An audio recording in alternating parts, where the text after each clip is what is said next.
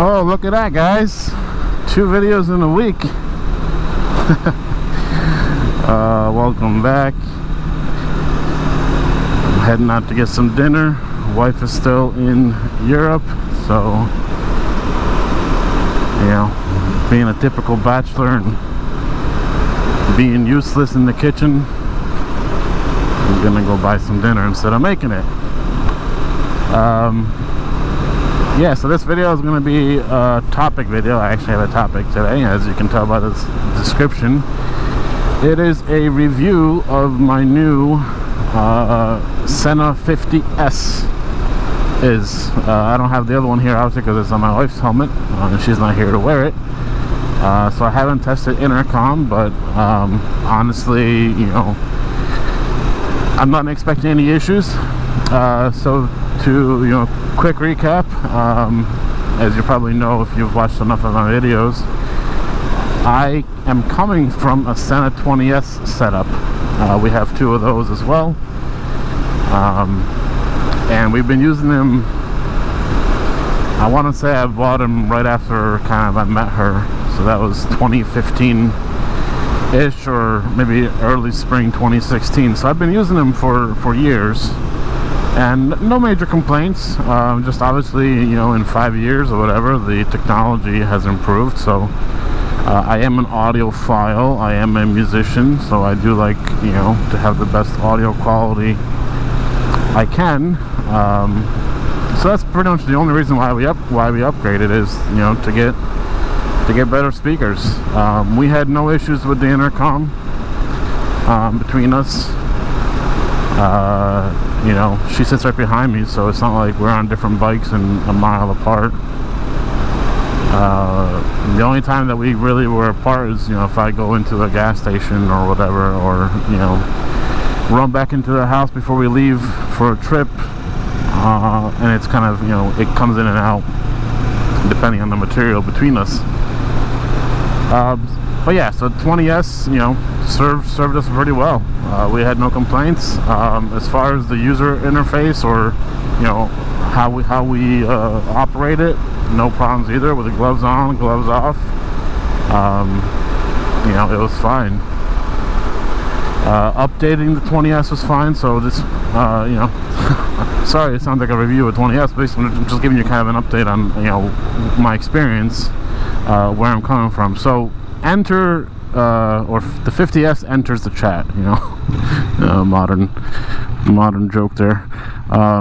So yeah, we got the 50S on Monday. I don't want to sit at lights too long because it could rain at any minute.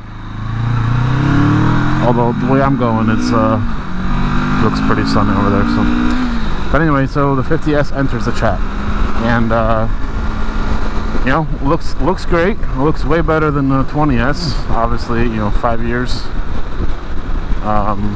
difference will do that. The guy's hood is barely on. We'll do that. Ridiculous. So it looks great. It looks sleek. The little black area in the middle, kind of where the button is, it is a fingerprint magnet, so if that's something you care about, just keep that in mind. But my initial impressions with it were pretty bad, and I will tell you what I mean. Could you use a blinker? Oh, it's the guy in front of him. Okay. It took me, and again, for those of you watching my videos, I work in IT. I've been doing computer work, you know, IT work, technical architecture work, networking, whatever, desktop support for 15 years, so I'm very savvy when it comes to computers. I kid you not, I spent 3 hours trying to get the stupid thing updated, the firmware. Could I have just plugged it into my helmet and gone? Sure. But, you know, new devices typically require firmware updates. This didn't require it, but I figured it'd be best to have it anyway. So I started the process of, you know, figuring out how to upgrade it. So the 50S, as you've probably seen in other reviews, comes with a little Wi-Fi dongle. So you download the app, you connect the Wi-Fi module or dongle to that app, which then connects to your home network, and then every time you plug in the device into this Wi-Fi dongle or module, it will keep your phone, your 50S charged as well as updated. So right off the bat, I could barely get the app to work. It wouldn't find the Wi-Fi module, or it would find it and then disconnect from it.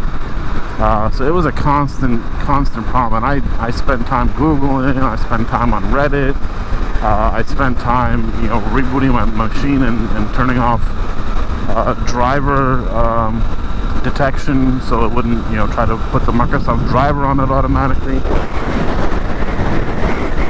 So I did my due diligence as far as triaging the issue and troubleshooting it and trying to figure it out. Finally, I came across a post somewhere on the internet. Sorry, it's itching. Where they mentioned downloading a Sena wireless device manager, not the 50S utility app. So after about an hour and a half of messing with the 50S utility app, I downloaded this wireless manager, and pretty much immediately I was able to find the wireless module.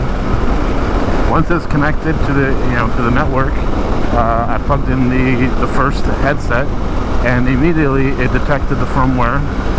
It showed me what the firmware was, and told me I could update it. And then, sure enough, I started updating it. It did fail on step 3 of 8 at like 30%, but you just hit OK and it restarts and it finished.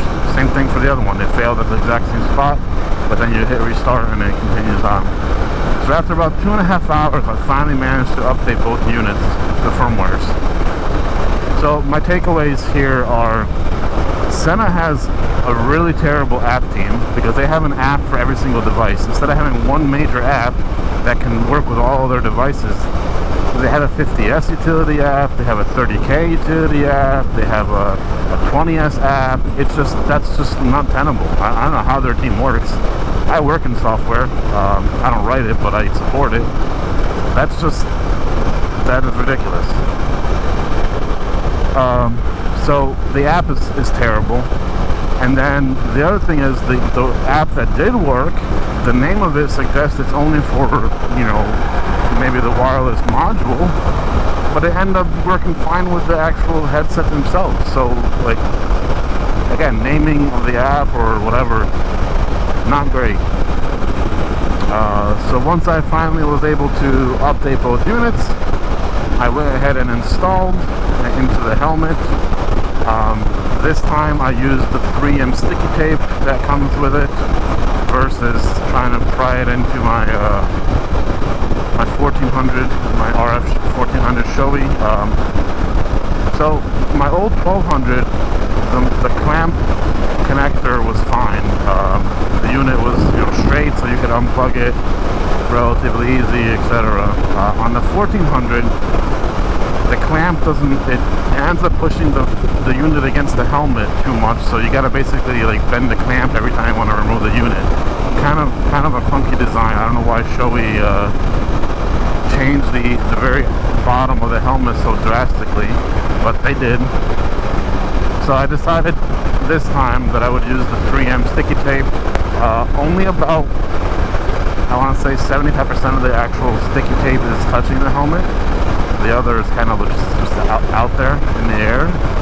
But I picked up the helmet by the unit, and it didn't even creak or anything like it was unsticking. So 3M usually is pretty good in that sense. And obviously the wire is bolted in. The main connector is bolted in with a little Torx screw or Phillips screw. So even if it did come off the helmet, the wires themselves to the speakers would still keep it attached to me, so I could pull over and figure out what to do with it. But not terribly worried about losing it or anything like that. So once I got it installed, I was able to connect to the unit itself, the headset itself, and then I started testing music. And man, let me tell you, the bass is way better, way better than the 20S. The 20S was more of a tinny, tinny sound. You know, it was a fine unit for, you know, conversation or, you know, the occasional song if you can hear it over the wind or whatever, but this thing sounds way better. So maybe later I'll just, when the wind, you know, when I'm stationary, I'll turn it on and see if the microphone inside the helmet can pick up the sound. But so I was very impressed with the quality of the speakers. 10 out of 10 on that, personally speaking. They are a little quiet, so I tried downloading like volume booster apps on my phone to see if I could you know, get a little more volume out of them, but I don't want to overdrive them too much because, you know, the speakers themselves can only handle so much. So I do wish they were a little louder, but as far as sound quality, I give it a 10 for sure. And then I cut to the